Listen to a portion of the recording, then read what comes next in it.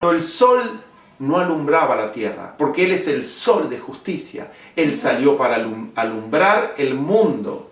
Y hay otra analogía más grande también. Nosotros somos la cuarta generación desde que la iglesia adventista fue fundada por Cristo. ¿Ustedes sabían eso? Cristo sale y da su espíritu en la cuarta hora, en la cuarta generación, en el cuarto día. ¿Los discípulos sabían quién era? Nosotros sabíamos quién era ese Espíritu de Dios hasta ahora. ¿Sabíamos quién era? ¿Qué dice Cristo? Tened ánimo, yo soy. ¿Y quién dijo eso? Yo soy. Esto lo confirma el Espíritu de Profecía. Vamos a leerlo. La Educación, página 134. Porque las cosas de Él, su eterno poder y deidad, se hacen claramente visibles por medio de las cosas hechas. Romanos 1:20. Pero su testimonio solo puede ser entendido con la ayuda del divino Maestro. ¿Quién de los hombres sabe las cosas del hombre sino el espíritu del hombre que está en él? Así tampoco nadie conoció las cosas de Dios sino el Espíritu de Dios. Primera de Corintios 2:20.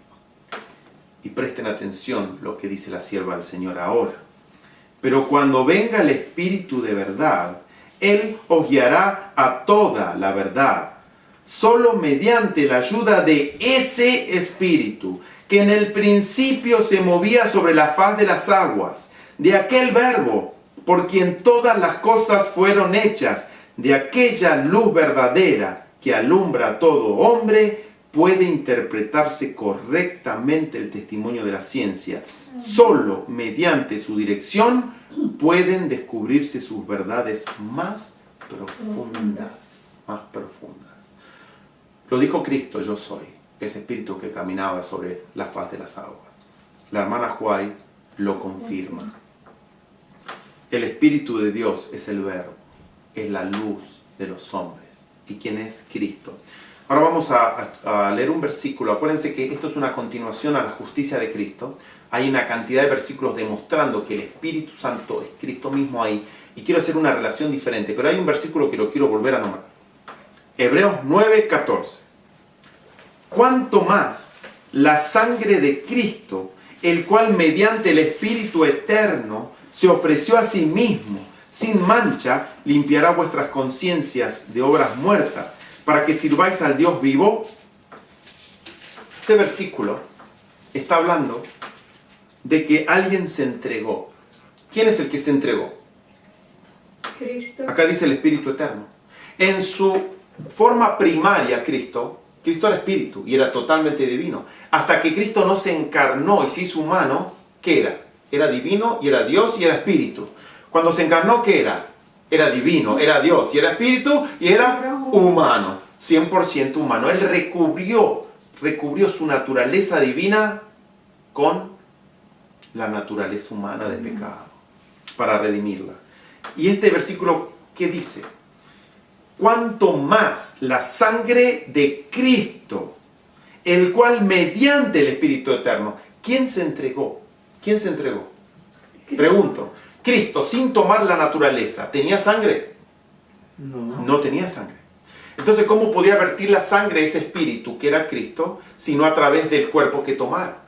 Miren, porque hay personas que no entienden este versículo. Piensan que está hablando acá que gracias al Dios Espíritu Santo, Cristo pudo morir en la cruz y no tiene absolutamente nada que ver con eso.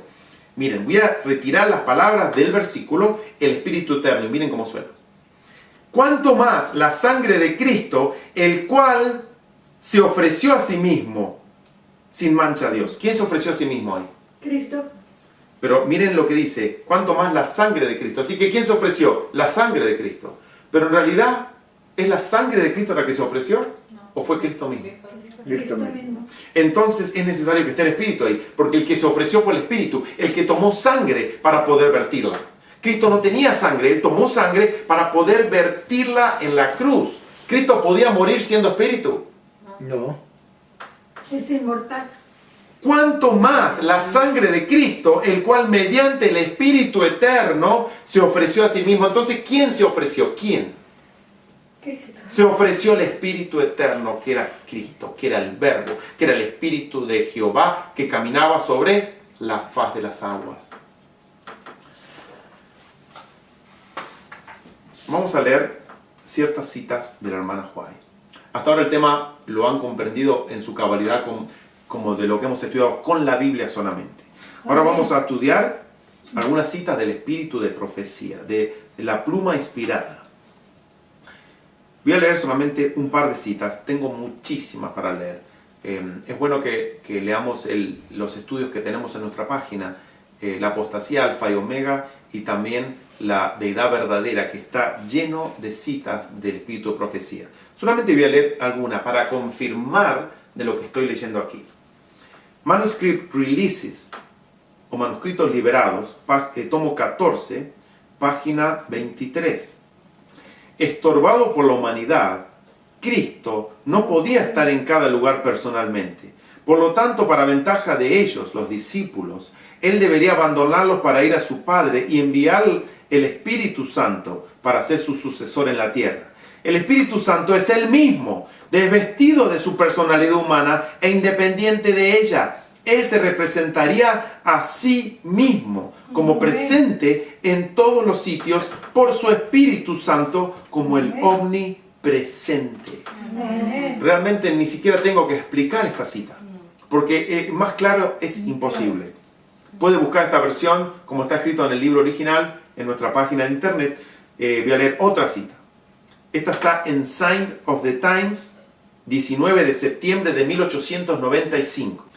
Jesús, nuestro abogado, está intercediendo ante el trono de su Padre en nuestro beneficio y también está intercediendo con el pecador, diciendo: volveos, ¿por qué moriréis?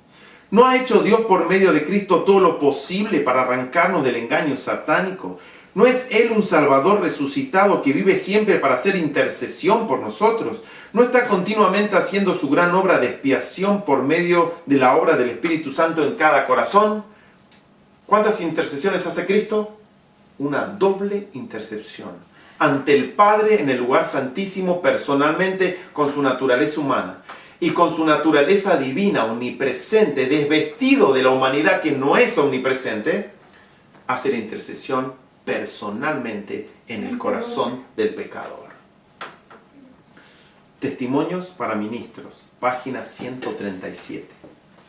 Todo hijo de Dios leal tratará de conocer la verdad. Juan declaró la verdad tan claramente como para que un niño pudiera entenderla. Si me amáis, guardad mis mandamientos, y yo rogaré al Padre y os dará otro consolador, para que esté con vosotros para siempre, al Espíritu de verdad, el cual el mundo no puede recibir porque no le ve ni le conoce. Escogemos ser clasificados entre aquellos que no disciernen la verdad, que están tan cegados por el poder engañoso del enemigo que sus ojos no ven a aquel que es la expresa imagen de la persona del Padre. ¿Quién es el consolador que dice la hermana White? Cristo. ¿Qué dice que nosotros tenemos que ver a quién? Al que es la expresa imagen del Padre. ¿Quién es el único que es la expresa imagen del Padre? ¿Quién es? Su hijo, Cristo. ¿La hermana White entendió este punto? Sí. Lo entendió claramente, hermanos. No se deje engañar por las citas que le hacen decir a ella de que hay tres personas individuales, que el trío celestial. Todas esas citas fueron publicadas después, años después de la muerte de Elena White, cuando ni siquiera ella podía defender las que no eran de ella. Pero todo lo que ella escribió en los libros mientras ella estaba viva, habla claramente de dos personas. Ahora tengo que hacer una explicación, porque en el deseado de todas las gentes hay una cita donde dice la tercera persona de la deidad. ¿Por qué la hermana White identifica al Espíritu Santo como la tercera persona de la deidad? Es muy claro. Hay que ubicarnos primero en la época donde estaban los pioneros. Los pioneros no tenían la completa luz de que el Espíritu Santo era una persona real. Ellos sí pensaban que era una influencia, un poder que emanaba de ellos. La hermana White, para que quede claro que la persona del Espíritu Santo era una persona real, lo dijo claramente. Cristo está intercediendo humanamente, personalmente,